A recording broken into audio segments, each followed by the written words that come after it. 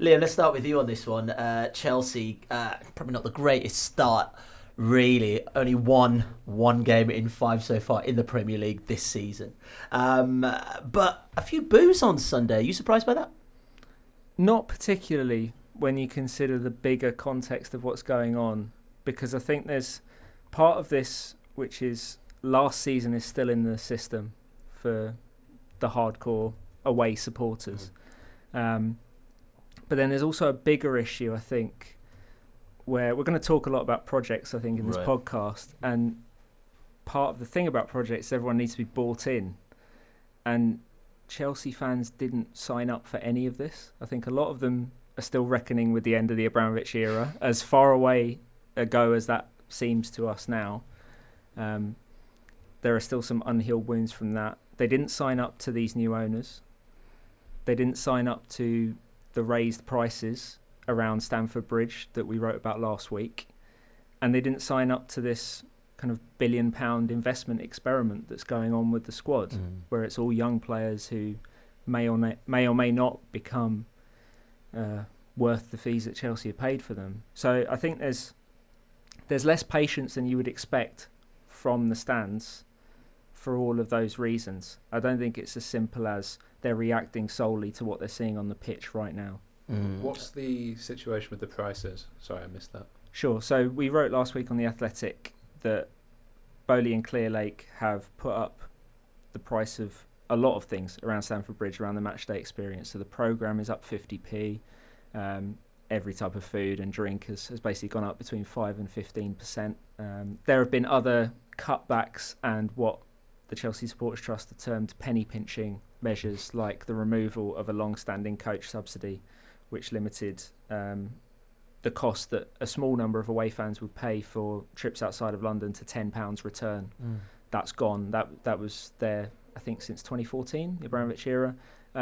So all of these things are kind of deepening the sense of disconnect, I think, that the fans who are regularly at Stamford Bridge and regularly at these away games are feeling from the club right now, and that's being directed at the squad and what they're seeing on the pitch. Well, Nick Miller was also written in his column yesterday, obviously, that the fans are conditioned, in essence, to being impatient. The idea that, obviously, years and years of success, and perhaps it's about just holding still, really. Most teams go through this kind of flux sometimes, don't you reckon, Dom? Well, they do, yeah. I can see why Chelsea fans cherish the Abramovich era, but Chelsea weren't run as a business over those 19 years of his ownership. They lost something like $900,000 a week over his ownership, and that isn't normal business practice. Not in successful businesses anyway. It brought an enviable trophy haul, and there was this sort of philosophy that, set by the owner, that if a head coach or manager wasn't going to qualify for the Champions League, then they were out on their top. That was it. They were gone, and that manifested itself in what appeared to be impatience. Head coaches would be appointed, with this long-term vision. They would sit in their inaugural press conferences and tell the world that they were going to do this and that, and they were going to impose this type of attacking play to keep the owner happy.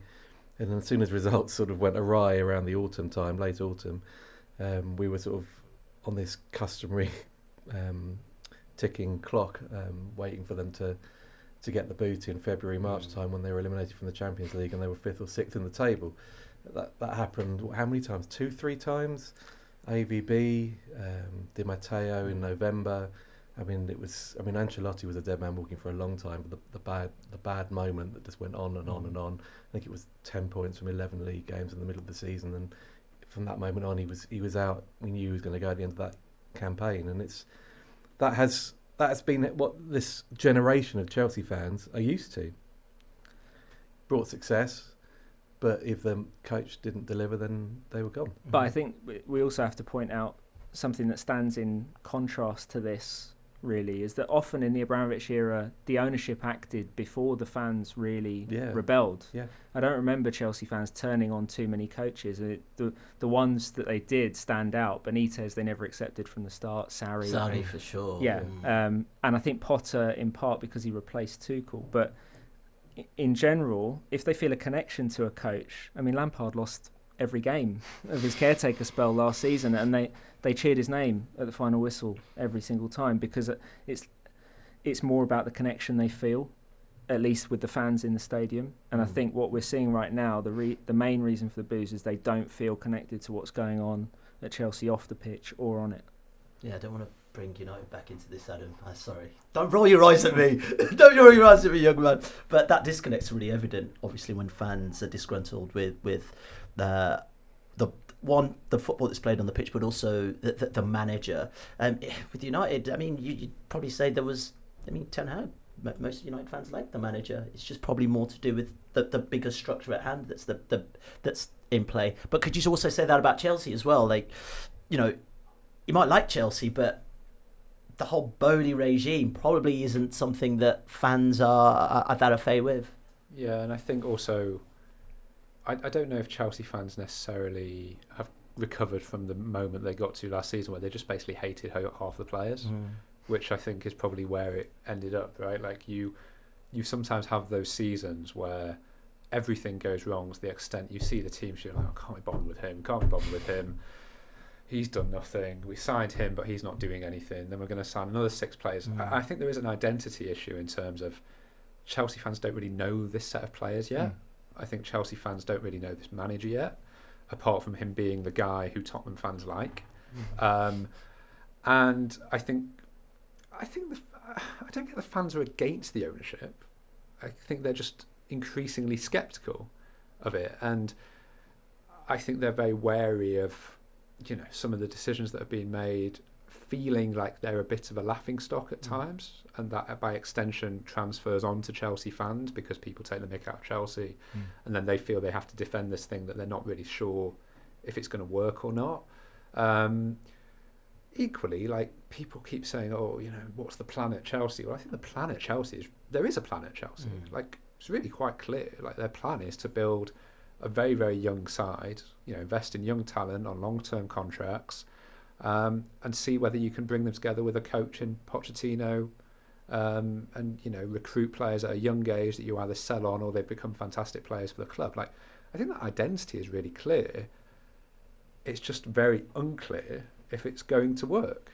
But when people say to me, Chelsea don't have a plan, like, I don't know where they're looking at the moment. Liam, do you think that's been communicated quite clearly, what that plan looks like? I think so. I think at least by us. No, I'm talking in terms of the leadership. You know, this is who we are. This is why we've come here. And this is what we want to do. I mean, like, we spoke about Brighton yesterday, and there's a clear idea there, and it feels like it's been communicated that, you know, we're just safeguarding this club. Everything we're doing at this moment in time is to just try and safeguard. We're selling well. We're buying well. Profit, blah blah blah. Yeah, but Brighton are like, I don't want to bring Brighton into. I know, but but I just want to say, like, Brighton are like the nerd at university that do their homework perfectly, hand everything in on time. Yeah. They've brought their books 6 months in advance for next year. Yeah. Whereas Chelsea are like the lads going on a night out, getting in at 3 a.m, spending £1 million in the West End. And Brighton are selling the answers for about right. And, yeah. And Chelsea are doing it in a slightly more dramatic way. But, you know, we sort of compare everyone to Brighton, but Chelsea, we're in such a different place, right? If you go back to Abramovich and we're coming into what they inherited there, it's not an excuse for everything that's happened since, but it's a hard. It wasn't an easy club to take over, I would say, at the same time. Yeah, fair. Just to your point, Ayo, I think there has been a lack of on-record communication from the new owners about the football strategy since they came in. I mean, Todd Bowley's spoken a couple of times at like business conferences, and he's been mocked basically for what he said. And so maybe that has made them a bit more reluctant to talk publicly. We did have an interview done with the Chelsea in-house media with Lawrence Stewart and Paul Winstanley, which was the first time we've heard at length from any of them. That's the sporting directors. Yeah, the co-sporting directors, beyond the kind of boilerplate quote you get when a signing's announced. And that was informative, if less than ideal, because it was a kind of by design very soft focused conversation. So I think fans would probably appreciate a bit more communication from the major decision makers, given the fact that the decisions being made are so major, and that the whole club has changed within the space of a year. But I do think over time, as Adam says, it's become very clear what they're trying to do. Whether it works is another question. I find it just on the plan that Adam's just detailed there, which does seem to be the strategy. The thing that fascinates me is that there's an element of buy young, develop and sell, which is what Brighton do as well. But in Chelsea's case, who do they sell to? There's no money really out there other than in the Premier League, and they're surely not building these players up to sell to Manchester City. Well, Man United and Arsenal. It's, I know what you mean. Yeah, I find that slightly baffling, but. Well, they've already shown they're prepared to sell to domestic rivals if they feel internally that they are upgrading the position with who they bring in. So they are prepared to take much bigger swings in terms of selling a Mason Mount or a Kai Havertz than the old ownership. I think were very reluctant on the whole. I mean, you had notable exceptions, Nemanja Matic and people like that, but they felt they'd had the best years of someone like Nemanja Matic, whereas these owners are selling players in their mid-20s in some cases to domestic rivals. I think that's the other identity issue that fans have felt this summer. You know, you're buying some very, very young players, but you're also letting go really quite talented academy products, right? And Chelsea fans, like all fans, you know, no club is unique in this, like to watch players that have been brought through by their own club. And the idea that you sort of trade them out to trade people in from other clubs that you're not even sure yet if they're going to be as good, I understand why Chelsea fans are uncertain about that, because it starts to feel as though you're being dislocated in some way from your club, rightly or wrongly. Like someone like Lewis Hall, right? Like you saw, what did he play, 10, 15 games at the end of last season? Academy Player of the Year. Academy Player of the Year, looked quite promising. And now all of a sudden, instead of him being back up, you're kind of stuck with Marc Cucurella, who it's probably fair to say is pretty unpopular among the fan base after a really difficult first year at Brighton. Is that the best thing for the club long term? You know, okay, you've taken 30 million now. Was it 30 million for Lewis Hall? They've basically locked in around 28 to 30 million for next year, so they're already projecting forward to the transfer fees they'll have to service then. So 28 million, which may, because he's such a young player with so little first team experience, it may turn out to be an amazing deal, because who knows what he'll be in 5 years.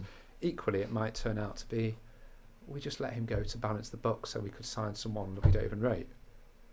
And I think that's where Chelsea fans are just like, we like the idea, but the execution isn't bearing out at the moment, evidentially, in terms of points. You've got a muddled situation that was demonstrated this weekend again, where an academy graduate in Conor Gallagher, who is pretty much throughout the summer we've been waiting for somebody to submit an offer that Chelsea would accept. He was captain, right? Yeah, he was captain. He was captain on the day, and for the second time this season, ahead of Thiago Silva, which is, you know, does one tally with the other on that?